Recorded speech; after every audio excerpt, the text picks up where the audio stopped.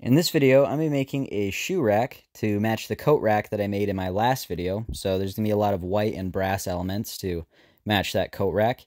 And this project is also going to be made from a single 8-foot 2x4. So like that coat rack I made in my last video, this project is also going to be made up of mostly 1-inch dowel. So to start this project, I need to cut out a 1-inch by 1-inch piece of stock that I can round over into dowel later.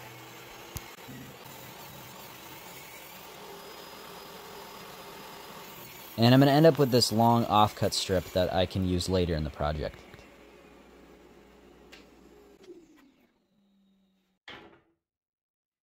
Next, from this 1-inch piece of stock, I'm going to cut out all the pieces I need to make the frame of the shoe rack.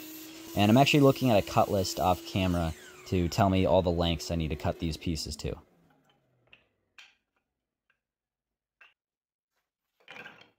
Now to connect all the pieces of the frame together, I need to make some corners. So I'm going to cut a 24-inch section from the rest of the 2x4, and I'm going to use a couple of hole saw bits to cut out these corners.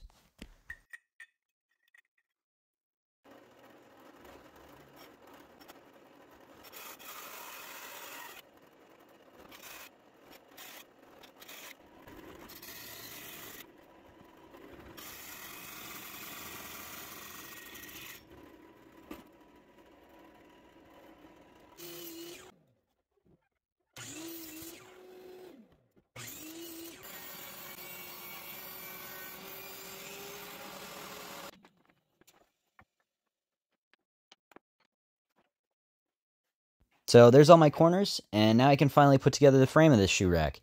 So for right now, I'm just going to roughly piece this together with some CA glue, but I'll reinforce these joints in just a second.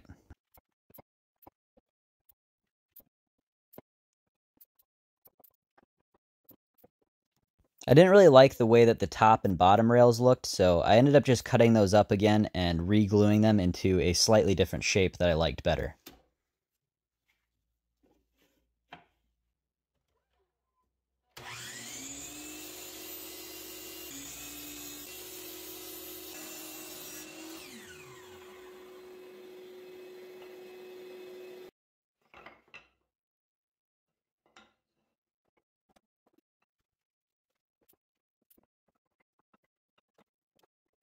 Now to reinforce all these corners, I'm going to be using my biscuit joiner, which I kind of use this a lot, but it's just a really easy way for me to spline a bunch of joints quickly.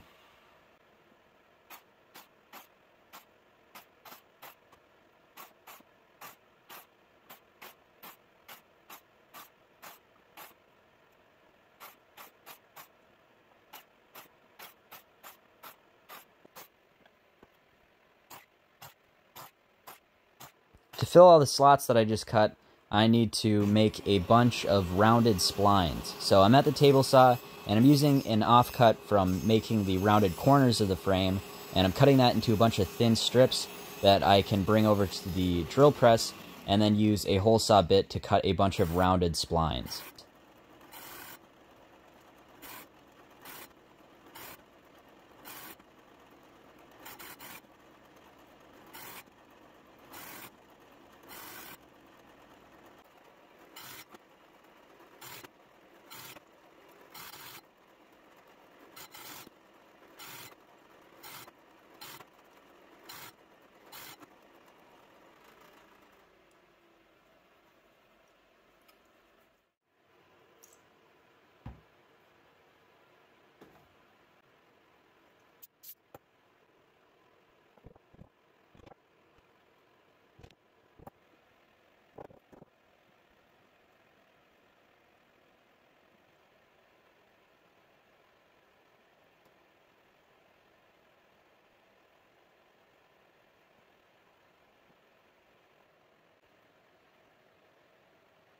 Next, I'm going to round over all the edges of all my pieces with a big 1/2-inch roundover bit, and this ended up taking way longer than expected. I don't know why I thought it would be quick, but it took like 45 minutes and it made a ton of sawdust.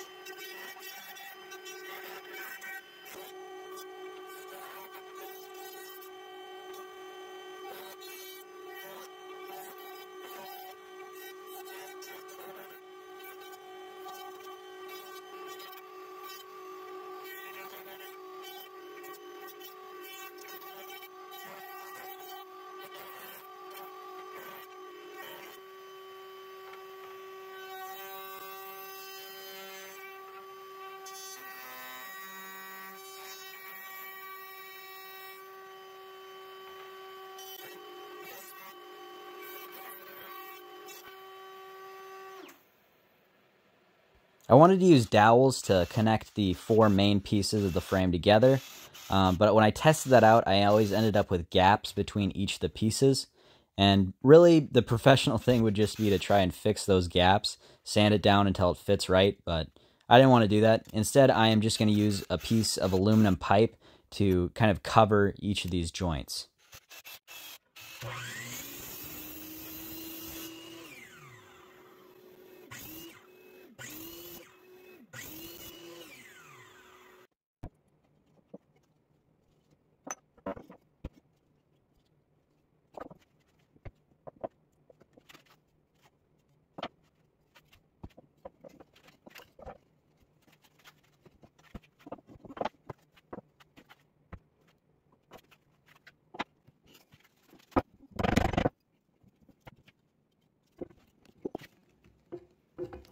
I obviously don't want this shoe rack to be leaning forward like this, so I'm going to need to make a couple of legs to hold the front up, and I still have a small 7-inch section from the 1-inch stock that I can use to make a couple of legs. So I'm going to round over all the edges of this piece to make it into a dowel, and then I'm going to turn the piece on my table saw to taper the 2 ends to make a nicer looking leg. And then I'm going to cut this piece in half at my bandsaw because I was too afraid to cut a small piece like this at my miter saw. And there you go. Now I have 2 legs that I can fit onto the bottom of the frame.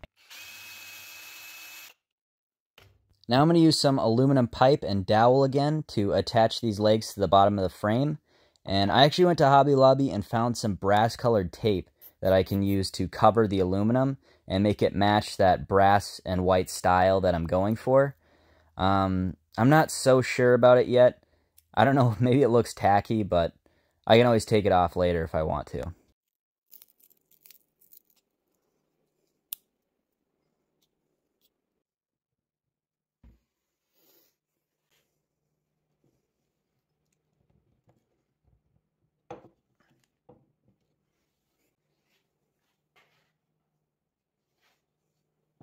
Next, I need to make the actual racks for the shoes, so I'm going to cut up the rest of the 2x4 into thinner boards that I can glue into panels.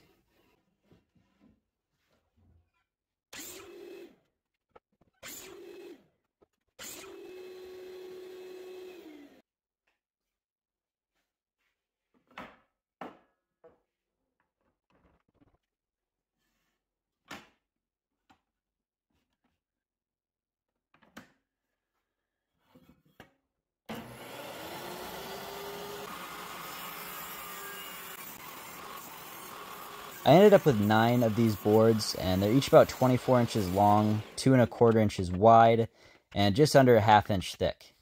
I chose a couple of these boards to try out carving this flower pattern with my drill press.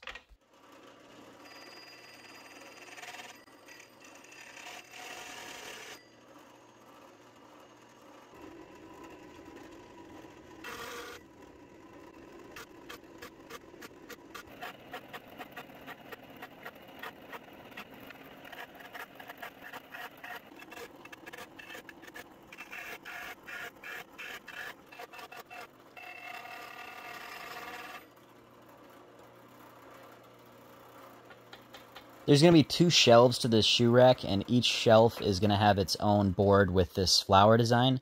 So now I'm going to glue these boards together into the 2 shelves.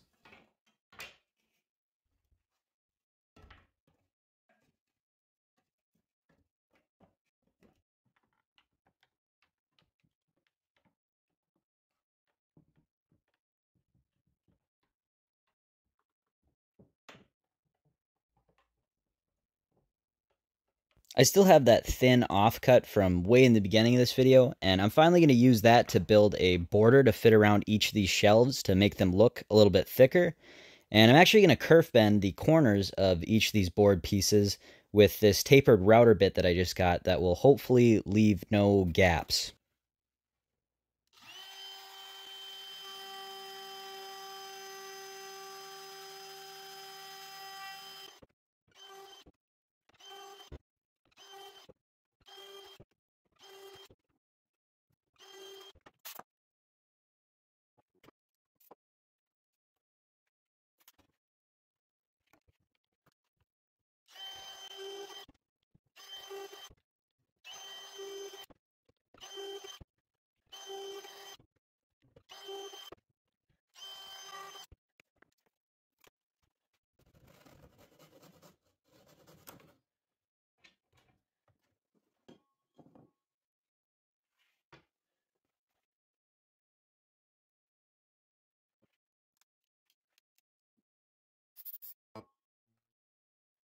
I'm going to paint these two border sections white, and while I wait for the paint to dry, I'm going to shape the two shelf pieces to better fit the border.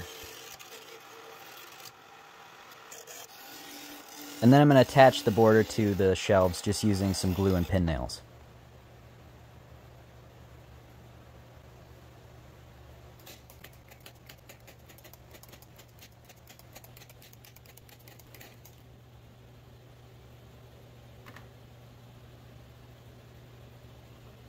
I also decided I wanted that flower pattern I carved to also be white, so I'm using my 3D print gun and some white filament to fill in that flower design, and then I'm just going to sand it all flush. I kind of wish I didn't fill in these flowers with that white filament because it ended up leaving like this weird yellow discoloration around each of the carvings, and I don't think it'd be wood glue, so I don't really know what it is. I cut out 9 of those boards meant to make the 2 shoe shelves, but I only used 8 of them, so I still had one last board, and I used that to make a kind of decorative but also supportive brace piece to attach to the back of the shoe frame.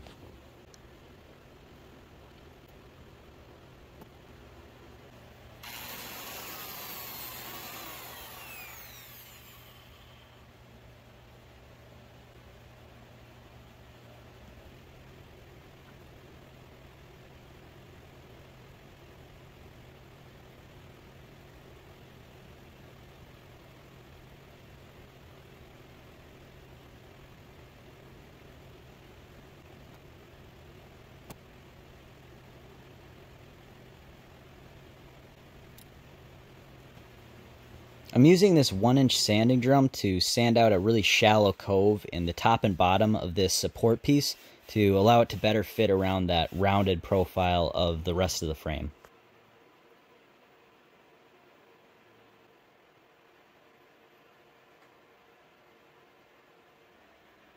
I decided to add a couple of pieces of brass to fill in that empty middle section.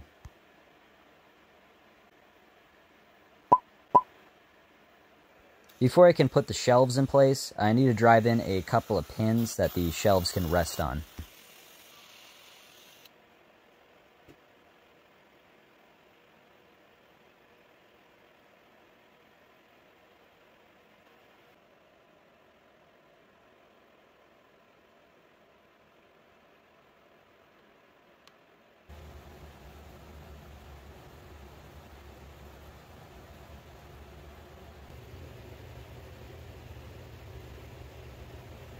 Lastly, I'm going to finish the project with some spray shellac.